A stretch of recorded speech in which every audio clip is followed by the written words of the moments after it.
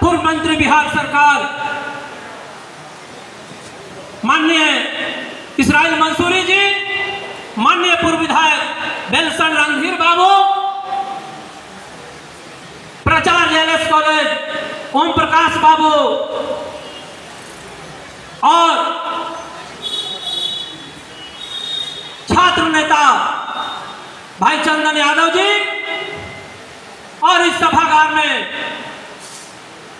मुजफ्फरपुर के कोने कोने से आए डॉक्टर रघुवंश बाबू को अपने दिलों में बसाने वालों, आप सबों का मैं बिहार प्रदेश राष्ट्रीय जनता दल की ओर से क्रांतिकारी अभिनंदन करता हूं।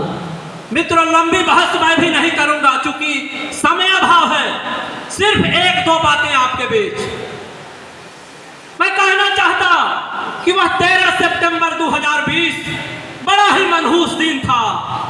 सबकी आंखें नम थी। वह मजबूत आवाज जो सड़क से सदन तक जनहित के समस्याओं पर सिंह के तरह गरजती थी, सदा के लिए खामोश हो गई थी। राजनीति का वह सितारा जो लंबे समय तक राजनीति के क्षितिज पर ध्रुव तारे की तरह चमकता रहा, लगभग 2 दशक तक वह अंधेरे के आगोश में सदा के लिए समा गया था। डॉक्टर रघुवंश बाबू इस दुनिया में नहीं थे। लोगों को सहसा विश्वास नहीं हो रहा था। हम लोग भी, मैं मूलतः चंपारण से आता हूं लेकिन इस शहर में रहता हूं और जब से उनसे जुड़ा था, मैं भी सौभाग्यशालियों में से एक हूं। उनके सानिध्य में काम करने का मौका मिला। मित्रों, मैं रघुवंश बाबू की बातों को दोहराना चाहता।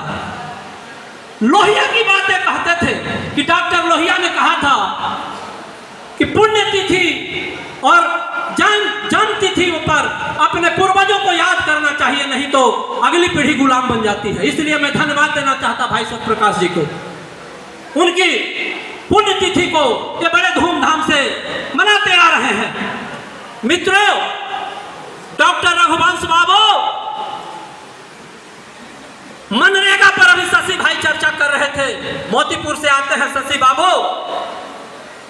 रघुवंश बाबू, गरीबों के घर में चूल्हा कैसे जलेगा, जिनकी एक धूल जमीन नहीं है उनके बाल बच्चे कैसे खाएंगे, इसकी चिंता की थी।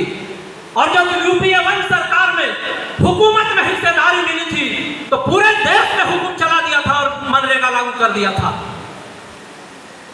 मनरेगा की कहानियां कहते थे। एक बार शायद डॉक्टर विनोद यादव भी बैठे थे, उन्होंने ही सवाल किया था कि सर, सबसे कठिन समय कौन था आपके मंत्रालय में।